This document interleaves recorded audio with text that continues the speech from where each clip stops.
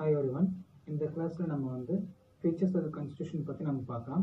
So Indian கான்ஸ்டியூஷனுடைய features நம்ம பார்த்தோம்னா வந்து நிறைய பாயிண்ட் நம்ம சொல்லிக்கிட்டே போகலாம். இதில் சில ஃபியூ இம்பார்ட்டன்ட் பாயிண்ட்ஸ் நம்ம பார்க்கலாம். So the Indian constitution is a unique constitution, we know that. So இதில் இம்பார்ட்டன்ட் ஃபீச்சர்ஸ் நம்ம பார்த்தோம்னா வந்து lengthiest written constitution. So Indian constitution is the lengthiest written constitution இந்த வேர்ல்டு நம்ம சொல்லுவோம். ஸோ இது எதனால் நம்ம பார்த்தோம்னா வந்து இந்த இயர் 1949 நம்மளுடைய கான்ஸ்டியூஷன் அடாப்ட் பண்ணப்போ அரௌண்ட் ஒரு 395 article and 22 parts and 8 schedules இருந்துச்சு. அட் ப்ரெசன்ட் நம்ம பார்த்தோம்னா வந்து 448 ஆர்டிகல்ஸ், 25 பார்ட்ஸ் அண்ட் 12 ஷெடியூல்ஸ் வந்து ப்ரெசென்ட்டில் இருக்குது. ஸோ இதுக்கான காரணங்கள் நம்ம பார்த்தோம்னா வந்து geographical vastness of the country and historical factors like Government of India Act 1935 and a single constitution for both the center and the state. Various sources. As Ambedkar said, Indian constitution has been framed after ransacking from all the other known constitution of the world.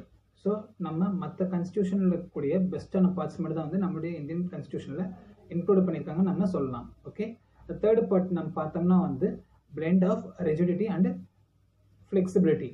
இதில் rigidity constitution நம்ம பார்த்தோம்னா வந்து American கான்ஸ்டியூஷனையும் flexible constitution நம்ம பார்த்தோம்னா வந்து Britain constitution நம்ம சொல்லுவோம்.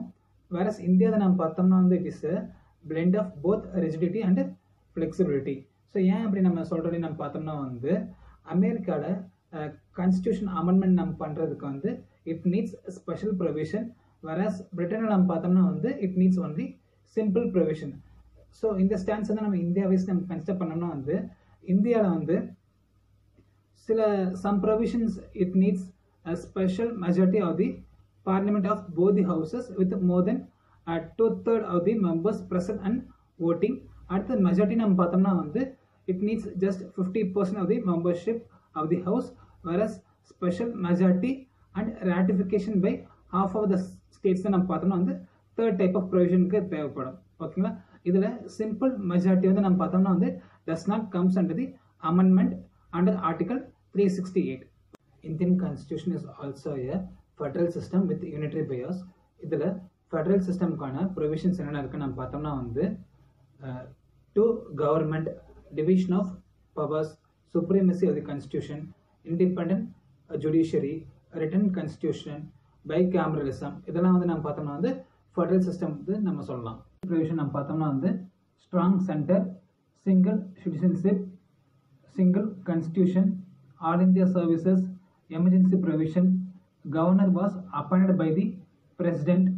So இதெல்லாம் வந்து நம்ம பார்த்தோம்னா வந்து யூனிட்டரி ப்ரொவிஷன் நம்ம சொல்லலாம். Next the Indian constitution adopted for the parliamentary form of government. So நம்ம வந்து பார்த்தோம்னா வந்து parliamentary form of government. So இதுக்கான டெஃபினேஷன் நம்ம என்ன பார்த்தோம்னா வந்து there is a cooperation and coordination between the legislative and executive organs. நம்ம பார்த்தோம்னா வந்து parliamentary form of government, whereas presidential form of government. So இது என்ன நம்ம பார்த்தோம்னா வந்து there is separation of powers between the legislative and executive organs. So presidential form of government-க்கான example நம்ம பார்த்தோம்னா வந்து அமெரிக்கா நம்ம சொல்லலாம். parliamentary form நம்ம பார்த்தோம்னா வந்து Britain. Okay, synthesis of parliament, sovereignty and judicial supremacy. இந்த பாயிண்ட்ஸில் நம்ம என்ன பார்க்கணும்னு பார்த்தோம்னா வந்து சுப்ரீம் கோர்ட் இருக்கு இல்லைங்களா, through its judicial review can declare any parliamentary law as unconstitutional. Okay, whereas இதில் பார்லிமெண்ட் என்ன பண்ணலாம் நம்ம பார்த்தோம்னா வந்து through its constituent power parliament can amend major portion of the constitution. Integrated as well as independent judiciary, the Indian constitution has adopted judicial system with integrated as well as independent. இதில் higher level நம்ம பார்த்தோம்னா வந்து supreme court. So below நம்ம பார்த்தோம்னா வந்து ஸ்டேட்டுடைய high courts, district courts and subordinate கோர்ட்ஸை நம்ம கிளாஸிஃபை பண்ணலாம். இதில் வந்து நம்ம பார்த்தோம்னா வந்து supreme court is the highest court of appeal, guardian of the constitution and guarantee of the fundamental ரைட்ஸ்ன்னு நம்ம சொல்லுவோம். Whereas to ensure the independence of the judicial system, the constitution has enforced several provisions like security and tenure of the judges, fixed service condition for the judges also.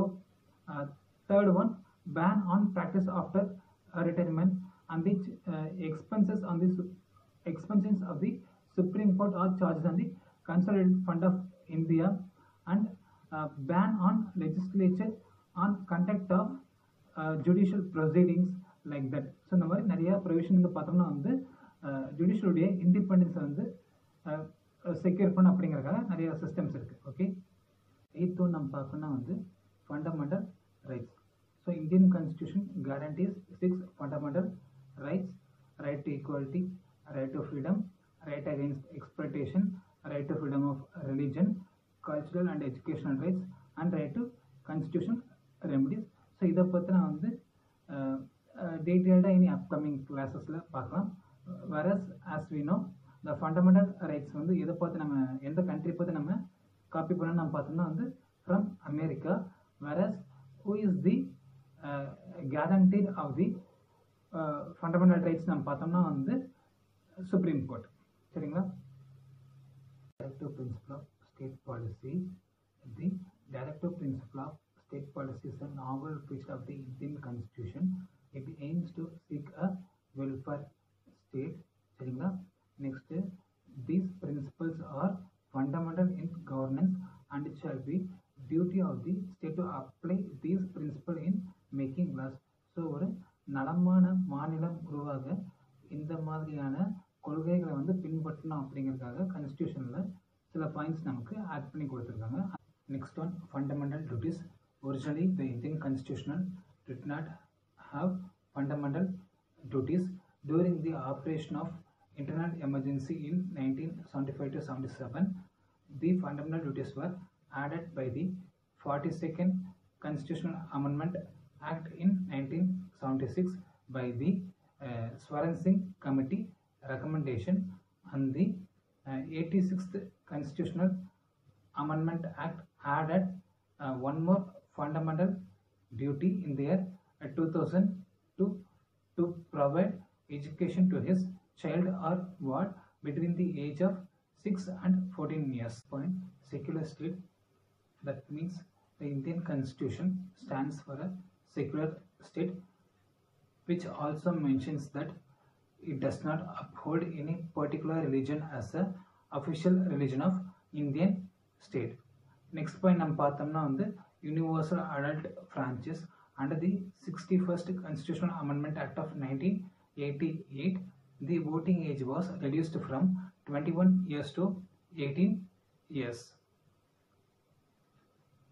அடுத்தது single citizenship.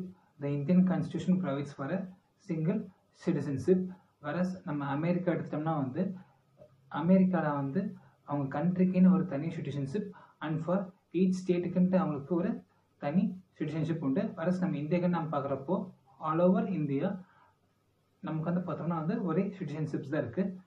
Okay, அடுத்தது independent bodies. So independent bodies நம்ம பார்த்தோம்னா வந்து தன்னிச்சையாக செயல்படணும். So எந்த ஒரு legislative இன்ட்ரெஸ்டும் இல்லாமல் செயல்படணும் அப்படிங்கிறதுக்காக நம்ம கொடுத்துருக்காங்க. ஃபியூ எக்ஸாம்பிள் நம்ம பார்த்தோம்னா வந்து election commission under the article 324.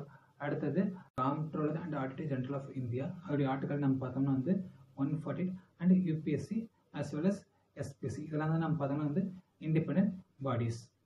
The emergency provision enable the president to handle any extraordinary situations. இதில் in terms of war or external aggression or armed rebellion, இதெல்லாம் வந்து நம்ம பார்த்தோம்னா வந்து நேஷ்னல் எமர்ஜென்சி நம்ம சொல்லுவோம். இதோடைய ஆர்டிக்கல் நம்ம பார்த்தோம்னா வந்து 352. அடுத்தது ஸ்டேட் எமர்ஜென்சி பிரசிடென்ட் ரூல். இதில் கான்ஸ்டியூஷனல் மிஷனரி ஃபெயிலியர்னு வரப்போ president uses article 356, whereas the state does not comply with the central நம்ம வரப்போ ஆர்டிகல் 365, and financial emergency வரப்போ he uses the article 360. அடுத்தது third tier form of government. The 73rd and 74th Constitutional Amendment Act of 1992 provide for a local government. So இந்த மாதிரி provision எந்த ஒரு கண்ட்ரியோடைய கான்ஸ்டியூஷனுமே வந்து கிடையாது.